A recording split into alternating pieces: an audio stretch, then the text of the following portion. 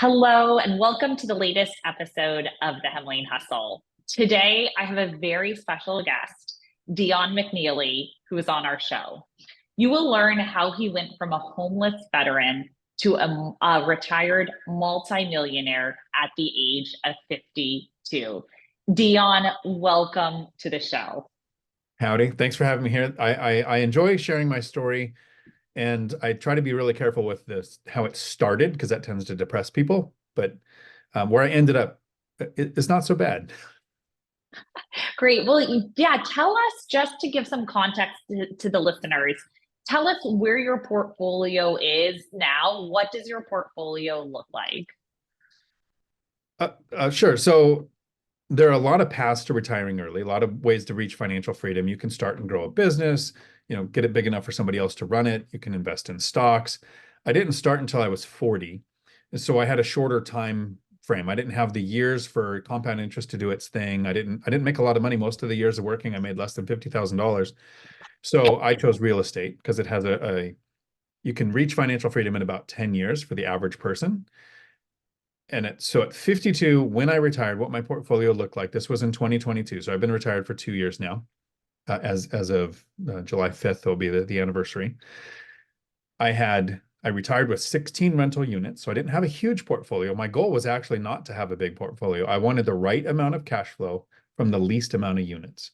And I made about $204,000 in rental profit in 2022 when I retired off of those 16 units. So it doesn't take millions of dollars a year coming in for me to retire. I spend, because I made less than 50,000 most years, I spend around 40 or 50,000 a year to live a comfortable life, doing everything I want to do. And so with that 200,000 coming in that I don't have to sell my life for 1 hour at a time, I'm pretty confident that my retirement is going to only get better.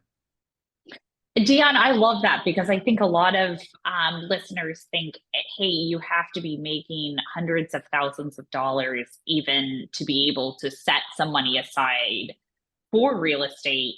And here you are saying, hey, transparently, I had under $50,000 in income and I could still get to a portfolio of 16 units. So none of you have any excuses of why you can't get there. That's great. Okay, now I want to go back to how you got started because you had mentioned earlier that there was probably some drama to this story. Every successful ending has some sort of hiccups, I think, along the way. And I also want to just ask you what you mean by creating your own pension. So let's go ahead and go back to the origin story.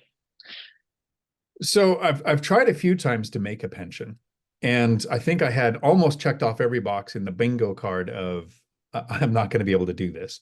I spent most of my life telling people I'm probably going to work until I die. I really didn't start investing until I was 40 because before that I was trying to find those jobs with pensions, right? I'm Gen X, so our boomers and the greatest generation parents had pensions. We don't really have that option. There's some state jobs and some municipalities that could eventually just file bankruptcy and the pension goes away anyway. And Social Security is set to not be paying out 100%. I'm sure it'll be fixed by the time 2034 comes around when that's planned on not being soluble anymore. But I tried the Marine Corps, and in Desert Storm, I got some injuries and they downsized after Desert Storm. So my pension was taken away due to something outside of my control. And then I drove truck for a while and I got into law enforcement because I figured, there's the Left 2 program. So you'll have a retirement through law enforcement. And in 2008 hit. So law enforcement agencies downsize when there's not a lot of tax revenue coming in because everyone knows when there's a recession, there's no more crime. So we don't need cops anymore. And so both times my pension was just taken away. And then I found myself, and here was the starting point of looking at real estate to talk about how I had all those boxes in my bingo card checked off.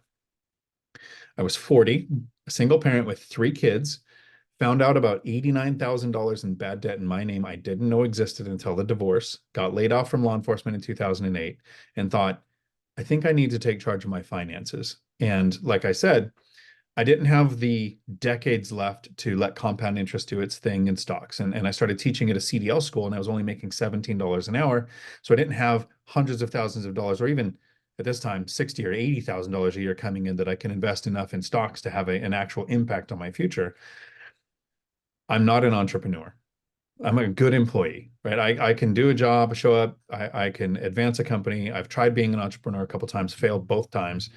And so I looked at real estate and I thought, I had a couple of examples of people who reached financial freedom by investing in real estate, and they had strategies that I couldn't do. My brother had a paid off house, so he used a HELOC to buy a rental, fix it up, pay off the HELOC, rinse and repeat till he got to 10, and then he retired. I have a friend who worked as a real estate agent for decades, and he cherry picked every best deal that walked in the door, and then he retired with 30 rentals, never having used a mortgage, never buying a small multifamily, all single family houses. I didn't have any. I had a lot of bad debt to income ratio, low salary. I was in a pretty, I think the only thing I was missing on that card was a bad major health concern, right? I was physically able to go to work. So there are people out there who are in worse situations than I was in. So what I did is I made a 10-year plan. Most people think, oh, I could buy real estate. I've heard of people doing this in 2 or 3 years and they make work optional. And I thought, well, I'm not in a situation to do that. I'm going to need at Mhm. least a decade. And I thought if I can acquire a rental every 2 years, in 10 years, I'd have five. And five rentals when I reached retirement age, because at this time I didn't even think I would retire at 10 years because I found out I really liked teaching. So I enjoyed the CDL school. And I was thinking I'll do this for a long time. It did take 2 years to get the first rental. And what I did to get around my bad debt to income ratio is I lived in a house, right? In the divorce, I kept the house and the kids. I've been good at that. Never been good at keeping a girl around. So I had the house and had a bad debt to income ratio. And I was talking to lenders about I'd like to buy a rental. And I didn't have much for anything for a down payment. I had bad debt. And they said, there's really no way we could lend on a property. And I didn't know about things like DSCR loans. I didn't know about things like owner financing. There was all these other options. I was just completely uneducated, didn't know. But luckily I was talking to the lender and I kept asking questions. I said, well, why can't you lend? And they said, you have a bad debt to income ratio. And I said, well, what's that? And they had to explain it to me. And they said, and you just changed jobs recently. And I said, well, why does that matter? And they explained how you need to be in a job for a couple of years for us to have confidence in your ability to remain employed, which didn't help in law enforcement. There was 8 years of that and it was taken away. So that was what the lenders required. And then they said, if you had something like rental income on your tax returns, your debt to income ratio is a lot less important because then we can look at the rents on your properties that you're buying. So what I did is I took my kids. Now we lived in a house on a lake with lake access, tennis courts, basketball courts. I had everything that a cop thinks you need is in that, the house to raise the kids in. And we moved into an apartment. We rented out the house for 2 years. Wow. Now most people think, oh, my family would never do that. You don't know that until you bring up the conversation. Now, it was a little easier because it was me and no spouse, right? So that's a harder conversation, I think. But with the kids, they were excited. My son said, wait, you want to move into a place that has three or maybe 400 units with a whole bunch of other teenage girls that live there? I'm in. And my daughter said, I get to go to a new school and be the new girl, which there was a show on TV called The New Girl. So thank you, Hollywood, for that. So my kids were excited to move into an apartment and be around all these other families. There was now the pool and the weight center and the things that come with having an apartment. Rented out the house. First year was a nightmare. Like I said, was completely uneducated. I had not read any books, listened to any audiobooks. I hadn't found podcasts, didn't know about YouTube University really. Like YouTube at that time was cat videos and dancing people. So here's the mistake most people make when you become an accidental landlord or when you start that first year is you don't think you're a real landlord yet. You become a property owner the second you decide to get on that path. So I thought, since I'm not a real landlord, I can't trust a stranger. I'm going to rent to a friend. I can't trust somebody I don't know. So I rented to a friend. Now, if I rent to a friend, why would I need a lease? That's weird between friends. So I'll just rent with a handshake. And then I rented to somebody who was also a single parent. So I understood the struggles that can happen with money. So when rent became late, I let it slide because I was uneducated. And then late became never. When I finally went to the house and said, hey, we need to have a conversation about you not paying the rent, he didn't live there. He had moved out and rented the house to somebody else. And then trashed the house too, built half a wall at the top of stairs, not to No longer a friend. well, so still a friend because now I'll honestly look back. This was completely 100% my fault. I set this up. No lease, no expectations, no tenant management, no Yeah. skill set on my side. I blame him, but it's just like my marriage. I will never say anything negative about an ex because it takes two people to do everything that happens there. And I Yeah. was involved in this relationship with that first tenant just as much as it was his problem, it was my problem. At the end of that first year, I thought I obviously don't have the skills. I've tried being an entrepreneur, didn't work. So I tried being a landlord, didn't work. Let me get rid of this house. Couldn't. Housing crash had happened. I was underwater on the house. I owed like at the time 138,000. Houses like it were going for 100,000. I couldn't give the house away. I couldn't subject to it. I couldn't do a wrap. Nobody wanted it. So I was stuck with it, luckily. So there's some luck involved in my story. Not all of it was bad. And I thought, my problem is I'm trying to replace my pension, right? So to get a pension, what do you need? 20 years of work, at least. And most of those, you need a skill. So that means required, going to get a vocation or a trade or a degree. To get into law Mhm. enforcement, it was a 6-month academy. To get into the Marine Corps, it was 13-week boot camp, right? There's all these things I was doing to do these things to get a pension, but I thought I'm going to replace my income with rentals and I have no education whatsoever. So I had this moment where I was like, I realized I need to educate myself and be in charge of my finances. So I started doing research on, instead of just having the book Rich Dad Poor Dad sitting on a shelf, maybe I'll actually open it. And found YouTube University podcasts like One Rental at a Time or Bigger Pockets, and started just binging every bit of content. The first time that I ran into a lot of these, it was in 2011-ish, 2012 maybe. It was vlogs, video, people recording. This is what I do to be a landlord, or people actually reading articles. And the more I found out that I realized about real estate is I'm not the first person trying to do this, and I don't have to reinvent the wheel. I can find somebody who did exactly what I want to do, figure out Mhm. what they did, learn from their mistakes, right? I've heard the quote many times. Smart people learn from their mistakes. Brilliant people learn from someone else's mistakes. So I can go through and figure out, oh, so having a lease, having a tenant screening process, having reserves, and having that self-education might make this possible. So I rented the house out for those 2 years. First year was really bad. The second year, I spent educating myself. And when I went to buy a property, because I had educated myself, I knew how to run the numbers. And I realized my plan was I want to buy a single family house every 2 years and live in it and move out and turn it into a rental. In 10 years, I'd have five. Well, I've been investing now for over a decade, and I have not seen one single family house in my state where I invest that would cash flow. That would be a good return on investment. So I've never bought one because I was educating myself. And in somewhere in the forums, I heard somebody talk about small multifamily. So all the benefits of the same Mhm. financing as a single family house. So house with ADU, duplex, triplex, fourplex, or if you're using the VA loan, not everybody knows, but you can do a 5 unit with a VA loan, just like you can four or less with conventional loans. I learned that FHA, while most people think it's a first-time homebuyer program, it's not. That's Federal Housing Authority, not first-time homebuyer. And that's somebody meant for somebody with a bad debt to income ratio and a bad credit score. So I didn't want to do that because I learned the negatives that come along with FHA, and I did a 5% down conventional loan on a duplex and started house hacking. So we went from a house to an apartment for 2 years into a duplex, which is like living in an apartment, except we get to screen the neighbor. We have our own fenced yard. That took my housing expense from $1,500 a month in the apartment down to $300 a month. And I was making a little more, it's probably $17 to $19 an hour by the time I went and bought that first duplex. Uh, $1,200 increase to how much you can save every month is huge.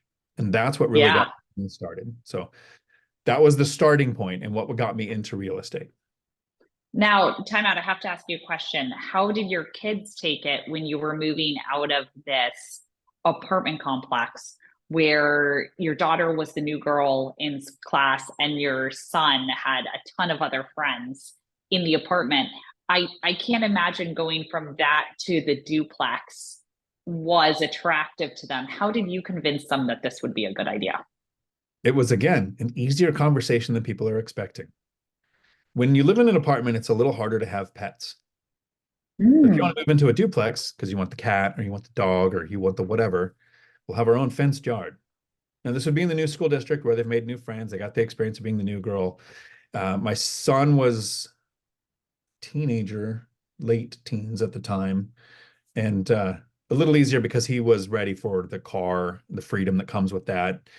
And so until you have that conversation, I wouldn't assume because when you make an assumption, we know what happens, what the other person's opinion is going to be. And you can usually find a way not to convince or manipulate your spouse or your kids, but ask them what matters to them and see if what you want can align with what they want too. And since they want pets and they want that freedom and they want that, the thing that I wanted to explain to my kids, look at all of the kids that we know whose parents are now getting older and their kids are taking care of them, paying their car insurance, their cell phone bill, Hmm. everything. If I can buy these rentals, when I get so old I can't work, you won't have to take care of me. That was a pretty easy, I want to say win to get them to go, oh, that makes a lot of sense. And then let them logically take it to the next step of, if we do this, we'll probably inherit millions. Yeah. Okay. That's fantastic. And I think you're right. Not pigeonholing them into it, but asking them what matters and then seeing how that aligns is a really good way to do it. Now, you had mentioned with the house you had on the lake, when you were moving into the apartment. I mean, your first renter, who was a friend, turned out to not be a good renter and it was a disaster. Was there ever any point where you regretted it and said, hey, there's got to be an easier way to do this than in rentals? So, well, yeah, I thought when I tried to give the house away, right, but I was underwater. I Yeah. wasn't that there was an easier way the rentals. I just figured, okay, I'm gonna be the person like my dad who works and he died on a job site. I'll be the same thing. I'll be in my 70s working because poor marriage decisions, poor money decisions, after having the three kids. I didn't think that, okay, so real estate didn't work. Let me go find another avenue. It was real estate didn't work. I'm just gonna work. And then once I realized, make a 10-year plan, make these changes every couple of years. And the first year was bad, but I realized where the blame was. It wasn't real estate. It wasn't being a landlord. It was me not having systems in place, not having a screening Yeah. process. Since I have a tenant screening process, the two criteria that I've used, I've got a decade now, over 10 years, not one late or missing rent payment, no evictions. And I actually came up with a process that gets my tenants to ask me to raise the rent, which makes it a lot easier to find properties on the MLS that will cash flow. And when tenants ask you to raise the rent and you agree and they say thank you, you have happy tenants. And happy tenants don't trash your property and happy tenants don't leave. I have 18 units now because I bought a duplex after I retired. And in a decade, I think I have to do the math now. I think I've had 6 total tenant turnovers because I have very low tenant turnover. Because part of my investing strategy, and this is how I usually start when I talk about myself, which is weird to do, but I'm trying to help people, is I'm really lazy. I'm one of the laziest people I know. I actually joined the Marine Corps because that was easier than the work my family did. My family runs residential tree services. They do logging and residential tree Oh, work. cool. Marines was easier. I'm so Yeah. lazy I joined the Marine Corps. That's the narrative that has run my life. And then I tried truck driving. You sit in a truck and you get paid to listen to stuff, which I should have listened to audiobooks and podcasts on finances, and that would have been a lot better than the things I was listening to. Got into CDL teaching, and the idea with investing is if this was hard, I wouldn't do it. Right. So I won't say real estate investing is easy, but I will say I had to figure out how to make it easier than it could be. Right. So renting to a friend with no lease sounds easy. The repercussions are not. Yeah. Taking the time to educate yourself and learning, how do you check credit score? What would matter in credit history? How do you find out eviction history? What interactions with a tenant can I have during the screening process that can be a red flag to me? A simple one, like the one that comes up that stops me from ever renting to a tenant, is if they ask the question, are you a private landlord? That is somebody looking for somebody that can walk all over, that isn't going to be held to the rules. So my Yep. criteria has narrowed it down to where when I place a tenant, I've had really good, I want to say luck, but it's because I now have a screening process where I find quality tenants. Yeah. I love this smaller multifamily strategy, because you're right. You are not the pool, especially if your strategy is to buy and hold, the pool of people bidding on this is a lot fewer people because unlike a single family home, you have folks who are bidding on that as their first home that they purchase. And a multifamily, to some extent, is not as attractive to someone who's looking to purchase and live in the property. And so, especially in this day and age, I found when I look at pro formas, especially in this high interest rate environment, I can get a duplex, a threeplex, a fourplex to cash flow, but I can't get a lot of those single family homes in the same place to cash flow. Walk us through that because you have 16 rentals and ended with a fantastic story, a great way to have your own and build your own pension. But you mentioned that once you got that first duplex, you continued on. Were there any kind of concerns and problems you had about scraping enough cash together to get to the next one? Or how did you think about that? And how over that decade were you successful to build your portfolio to 16? So there are 6 steps to investing in real estate. We do them when we start and we do them between each rental. These don't change for me. They haven't. I continue to do them. The first step is to learn how to save. And every time I talk about saving, people think, oh, I spend less. That's not how you save. The most important factor for saving is how do you increase your income? That can be like I did at the CDL school. I came in as a CDL Class A instructor. I learned how to teach dump truck, cement mixer, passenger. I became more attractive to the employer. I developed strategies that would grow the company to be demoted all the way down to president of the company eventually. That was the end result there. So you can climb the corporate ladder. A more effective strategy to make more money that most millennials are realizing that Gen X didn't know, because we had parents who had pensions. We think longevity is rewarded. The millennials figured out that if you change jobs every couple of years, you have an exponential pay growth compared to somebody who stays at the same company, because your annual cost of living raise and some promotions will never keep up with greed. The greed of a company wanting to take you from a competitor, wanting to take the skill set that someone else has developed and pay you 20% more instead of 5% for a raise. So changing jobs can do that. You can do something else like I did is, I don't know if you could tell, but this is a Dungeons and Dragons map. This is a Fallout shirt. I played World of Warcraft and sold things online and made somewhere between $300 and $500 a month as a side hustle to save for that next down payment. So I worked a lot of overtime. I grew at the company. You can change jobs. I grew a side hustle. And here's the thing nobody likes to hear when it comes to investing. The factor for saving is time. 2 years to save the 5% down for the first duplex. And I used money trapped in a retirement account at the time as a reserve to buy that first one. Then 2 years to buy the next duplex. So 4 years, I did 2 things. Sounds like investing is very active, right? But 2 things in 4 years is not very active. There was a lot of self-education, a lot of books and podcasts and, like I said, audiobooks.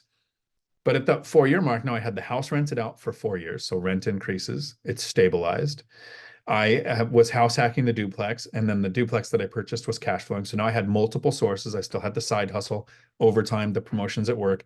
That saving grew over time with cash flowing assets. Then we keep working on our credit score. And then we talk to lenders to find out what our options are. And then we pick our strategy in our market, and that can shift, right? When we first start, if you want a house hack to start, you need to save a down payment that's 5%. When you want to start buying investment properties and you don't want to go seller financing or any of the creative ways out there, it's generally somewhere between 10 and 25% down. So it's a higher number to save to. After those 4 years, this thing starts to happen that I call the income snowball, right? The pay at work, the side hustle, the cash flow, the rent's increasing, the things that are happening, all that money coming together. So the next duplex was only a year and a half away, right? So it's by 6 months. And then I made a huge mistake. And it was tied to the time too, but I paid off my house. It was the smallest loan, highest interest rate. So it hit that debt, the debt snowball and the debt avalanche that Dave Ramsey talks about, hit both metrics. And I paid it off, and that cost me $1 million. At the time, it was the right decision, and I don't regret it, but I can look back and go, oh, that was a mistake. Because at the same time, I purchased my first fourplex, and that was my second house hack. I moved into a fourplex, purchased that, and I paid off, at the time, it was $121,000 on the house. And then I had purchased the fourplex for $109,000 was my total to get into it.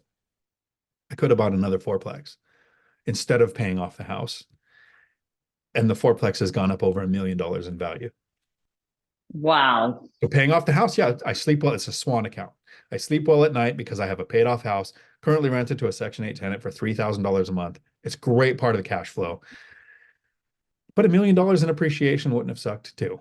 Yeah, totally. And in hindsight, it's at the time you didn't know. So from that perspective, I'm sure you still sleep well at night with Yes. your decisions. Great. And then the last thing I want to ask you about, Dion, is you mentioned something called the binder strategy. And especially in today's environment, when real estate investors are looking for the next deal, you had mentioned on the MLS side, you can find properties that are going to cash flow, and you also use a binder strategy to get tenants to ask for a rent increase. Tell us more about this. So for 10 years, how I find my property shifted in the last 2 years, right? Because what we didn't have for 10 years was really high prices because they're record highs, right? They might be it come down annually year over year, but if you look at the chart, we're record highs on home prices. And in the last 2 or 3 years, we've had interest rates close to triple, right? I refinanced almost everything in 2020 to less than 3%. I think I have two at 3%. And then now there you'd get 6 or 7% to buy the place. So they've at least doubled. And some places, some types of loans, they've tripled. For 10 years, how I found my properties was all because I'm super lazy. I was working full time, raising 3 kids, working a side hustle, playing that game. And I didn't have a lot of time to hunt for deals, no driving for dollars, no mailers, no creative strategies. I went to several agents and I had auto searches set up on the MLS. So my strategy for that first decade was speed. I wanted an offer in before the seller knew they were going to get how many offers they did. And I didn't get my offers accepted. Half my portfolio came from getting in really fast and getting a solid offer. I was getting the asking price or a little over asking price because the math made sense on my small multifamily. I'd get at least a 10% cash on cash return, which is what I was looking for. And I knew my market, I knew the rents, and they would get a better offer. And then I would send my follow-up email. My offer is still good if that one falls through, putting me in second position, because the Yeah. strategy a lot of other people were doing was make a really high offer and then beat them up in negotiations. And since my offer was in second position, the seller had an option. So I got about half my portfolio that way. That doesn't work now. Speed is not our friend. What I'm doing now, since I started about 2022 when rates doubled, is I started watching days on market. And Mhm. instead of being fast, find out how many days is normal for your area. And so for my counties, between 6 and 9 days on the market is the average list time. So I set up my original search for 30 days and I started looking at properties listed more than 30 days. And I would make low offers on properties that sat long. And then I was told by an agent, this is why we pay attention when we're having conversations and ask questions. Most of the brokerages where I'm at list properties for 90 days. So at 91 days, that is a property that hasn't got the offers that they wanted and was relisted. So I changed my Mm. search to 91 days or longer, and I found several properties that were on the MLS over 100 days. And the one I'm in now, it was listed for $500,000. It's a duplex. It's on the water. It's got a 280-degree water view, both levels. Um, all these benefits, Wow. walking distance to the ferry to go to Seattle. There's walking distance to the ferry to the Navy base, and there's like a pay to park thing here. So tons of demand for this. At 500,000, it didn't quite make sense. So I offered four. $100,000 off their list price. Several negotiations back and forth. Um, 20%. they had fixed numbers in their mind. They said, thanks, how about 477? I said, no, how about four? They said 444. I said, no, four. They said 422. I said, no, four. And then I got another one accepted and that I had another long days on market. And I pulled my offer and I said, actually, I'm going to go with this other deal. And they said, well, we'll take four. So I took, Wow. and I didn't take the other offer. At the time, I only wanted one because I'm not trying to grow a bigger portfolio. I just want the right amount of units. So 20% off because it had been on the market a long time. It did need some work. This was my first burr, and it's my last burr. It's not my fan. I like to buy things that are rent ready or already occupied. So that was the biggest shift, was watching days on market. The second shift that really people don't seem to be paying attention to is I expanded my market out about 30 minutes because the change in 2020 that has altered the complete landscape is remote work. Remote Yes. workers are now, and maybe they're not 100% remote work. They have to go into the office once or twice a week, but now they'll live 45 minutes, an hour out from where the work hub is close to you. So rents have pushed up. The place that I'm at 3 years ago, it would have rented for 1,200. I had a line of tenants at 2125 when I listed the other unit where I'm at. Because remote workers pushed out, people who are making 3, 4 times the area average income can now rent there, but they don't want to buy. Because what if their company calls them back to the office full time next year? So they'll rent. So rent demands went up, prices hadn't. So I expanded my market, started watching days on market. That was my shift to find properties on the MLS. And then the binder strategy is, what do tenants normally live? The biggest fear for a tenant, it's not that the landlord doesn't fix things. They'll complain on social media about that all day long. It's that somebody buys the property from the landlord and kicks them out, or buys Mhm. the property from the landlord and doubles the rent. If you buy a property and you go in and you raise the rent $100, you're a jerk. You'll get flamed on social media. I buy a property and the tenants ask me to raise the rent four or five, sometimes $600, and then thank me when I agree. And I actually have one here, I think. Yeah, this is a binder strategy that I actually just used sometime this year. I'm not going to show it because it actually has the address and everything on there. Real numbers. Right. But the front page, I show the tenant. This is a conversation I have with the tenants. You can do this through email or through an email, maybe text messages. With the Housing Authority for Section 8, I do this through email, not in person. And it works with them too. But I show the property on the front page and it shows what the current estimate of the value of the property is. So if I just purchased it, I can start the conversation with the rent you're paying makes complete sense to the previous owner because of what they were paying, what they paid for it. But this is the value for my taxes and my home insurance. So the rent really doesn't make sense to me. Tenants don't care about your expenses. If they did, a paid off property and a property with a mortgage would rent for different amounts. But tenants don't even know if you have a mortgage. I do this to show this is online. You can Google your address, and Redfin and Zillow will have all the information I'm showing you. This is actually probably from Redfin. It's right on there. Okay. The next page, what will the housing authority pay for your property? In my area, it went from 1643 to 1987. This is for a two bedroom. This was a two bedroom. So housing authority will now pay me 1987. They were paying 16. The next pages are several prints of actual rentals in your area and what they will rent for that the tenant can also look up. The tenants in this case were paying, I think, 1460. Section 8 had gone up to 1987. You show all this information and what tenant has ever been included in the conversation to set their rents. Yeah. They love that. They love feeling like they have some control over their home situation decisions of what is equitable for both parties. So I love that, Dion. And equitable is the key term because the magic sentence is you slide the binder to them or you send the email and you end the email with, what do you think is fair? I've never had a tenant say, well, I would like to lower my rent. Because a tenant should use this same strategy. If the area average rents are 2,000 and their rent is 2,400, they should make a Yeah. binder and Then send they it to would their give landlord and you a say, binder. what do you think is fair? Right. And so in this case, no tenant's ever going to go, well, if Section 8 will pay 1987 and most of the rentals around here are 2,000, I should go to 2,000. That's not fair to them. They'll usually split the difference. Yep. This tenant went to 1,750. I love this, Dion. If I I think this said, is sorry, phenomenal. go ahead. No, go for it. If I said I'm going to raise your rent $100 because my expenses went up, they would have complained to their whole family. This tenant watches my content, knows that I have a YouTube channel that talks about how to get your tenants to ask to raise the rent. And they said, you're absolutely right. And we got a great deal. We didn't have to move. We're not going to be paying $2,000 a month in the area. And of course, if there's anything with the property that you can fix, you take care of it, right? So when I acquire a property, I don't use a strategy right away because I don't know if I want to keep those tenants because I didn't get to vet them. I wait 2 months to make sure they pay on time. I don't get called for trivial things. I don't get noise complaints.